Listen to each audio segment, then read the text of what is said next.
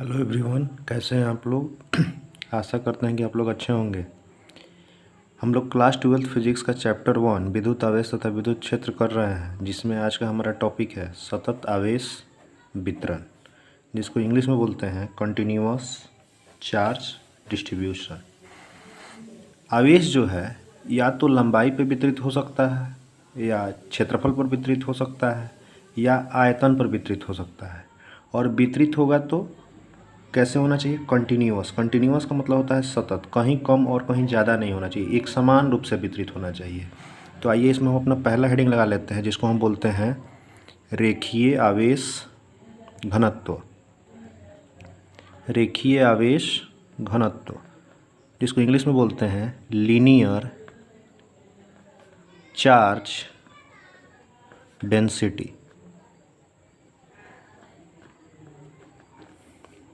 Linear charge density. अब इसका अगर डेफिनेशन की बात किया जाए तो इसका डेफिनेशन होता है प्रति एकांक लंबाई पर वितरित आवेश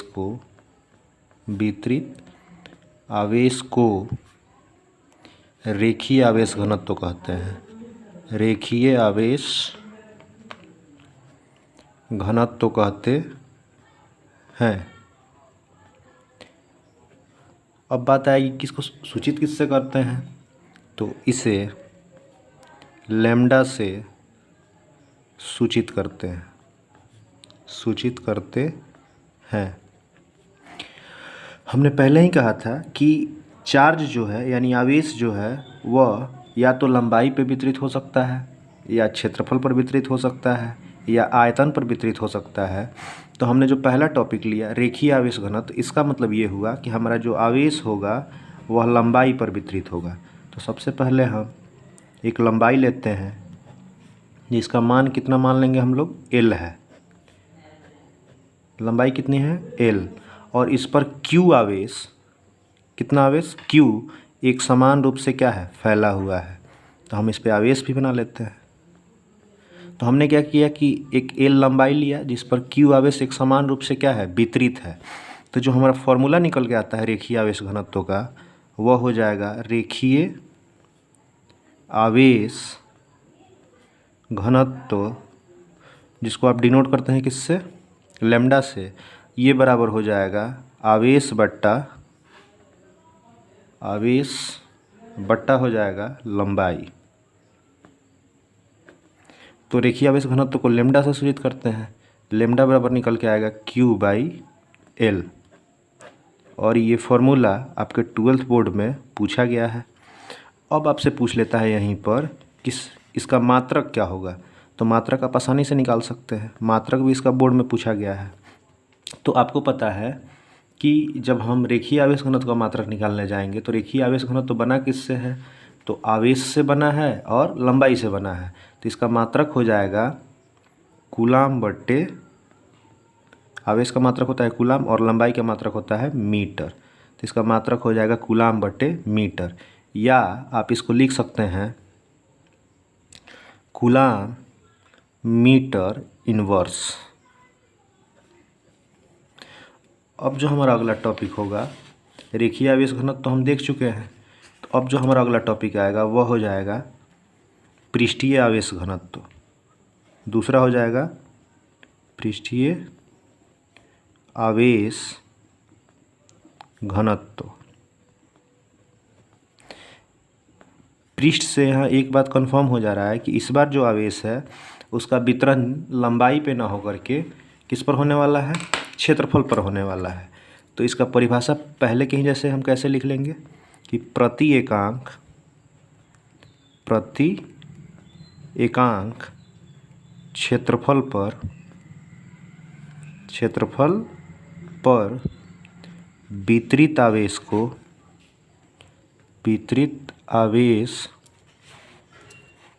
को पृष्ठीय आवेश घनत्व कहते हैं। पृष्ठीय आवेश घनत्व कहते हैं। परिभाषा से एक चीज़ क्लियर हो गया कि आवेश एक समान रूप से वितरित होगा, लेकिन इस बार लंबाई पे ना होकर के क्षेत्रफल पर वितरित होगा। तो सबसे पहले हम क्या करते हैं कि एक क्षेत्रफल ले लेते हैं, और क्षेत्रफल का मतलब होता है कि जिसमें लंबाई और चौड़ाई दोनों होनी चाहिए। तो इस पर आवेश को एक समान रूप से हम क्या करते हैं, वितरित कर लेते हैं। एक क्षेत्रफल लिया और इस पर आवेश को एक समान रूप से क्या कर लिया, वितरित। मान लेते हैं कि इसका क्षेत्रफल कितना है a, और इस पर कितना आवेश वितरित है q। q हो जाएगा हमारा आवेश और a हो जाएगा क्षेत्रफल। तो अगर यहाँ से हम बात करें पृष्ठीय आवेश घनत्व का, तो सबसे पहले यहाँ पे लिख लेते हैं पृष्ठीय आवेश घनत्व को, पृष्ठीय आवेश घनत्व को सिग्मा से सूचित करते हैं। तो हमारा पृष्ठीय आवेश घनत्व जो निकल के आएगा, पृष्ठीय आवेश घनत्व वह हो जाएगा Q/A, यानी आवेश बट्टा क्षेत्रफल, यानी सिग्मा इज इक्वल टू हो गया Q/A। अगर यहाँ से मात्रक की बात की जाए तो इसका मात्रक निकल के आता है, आवेश का मात्रक क्या हो जाएगा कूलाम, और क्षेत्रफल का मात्रक हो जाएगा मीटर स्क्वायर, और इसको इंग्लिश में लिखेंगे हम कूलाम मीटर पावर -2। ये रहा हमारा पृष्ठीय आवेश घनत्व। अब हम आगे बढ़ते हैं, तो जो हमारा आवेश है लंबाई पे वितरित कर लिए हम लोग, क्षेत्रफल पे कर लिए, और जो तीसरा आता है जिसको हम बोलते हैं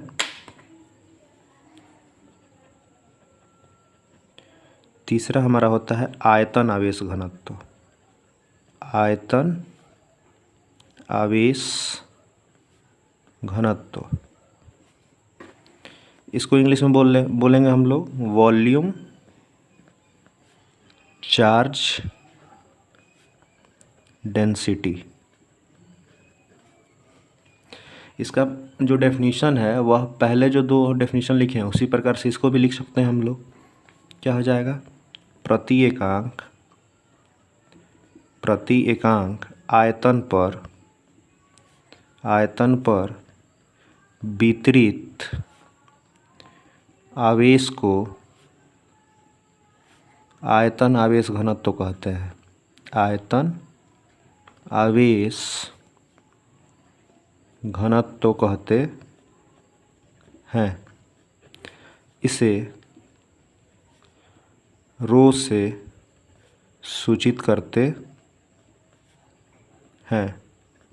आयतन आवेश घनत्व को रो से सूचित करते हैं। अब डेफिनेशन से एक चीज़ तो क्लियर हो गया कि हमारा आवेश तो वितरित होगा, लेकिन इस बार क्षेत्रफल पे न होकर के आयतन पे वितरित होगा। तो सबसे पहले हम एक आकृति बनाते हैं जिसका नाम है घन, और आपको पता है घन में क्या होता है आयतन, और हमारा आवेश जो है वह पूरे घन पर एक समान रूप से वितरित होगा। तो इस पर आवेश भी बना लेते हैं।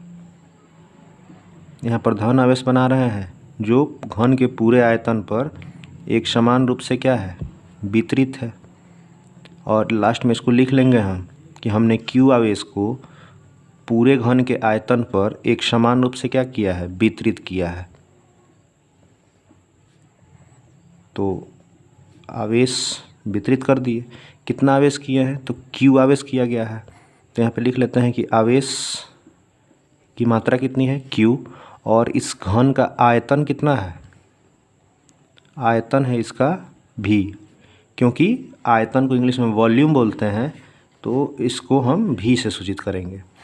अब यहाँ से अगर फॉर्मूला निकाला जाए आयतन आवेश घनत्व का, तो ये निकल के आता है आयतन आवेश घनत्व बराबर, ऊपर तो आएगा हमारा आवेश और बट्टा में आ जाएगा आयतन, आवेश बट्टे आयतन।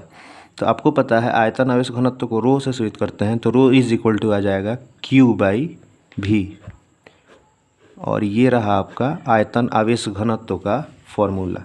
अब यहाँ से आप इजीली मात्रक निकाल सकते हैं।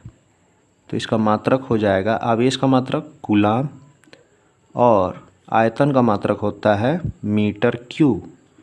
और इसको इंग्लिश में लिखना चाहते हैं तो आप लिख सकते हैं कूलाम मीटर के पावर -3। एम के पावर कितना हो जाएगा -3।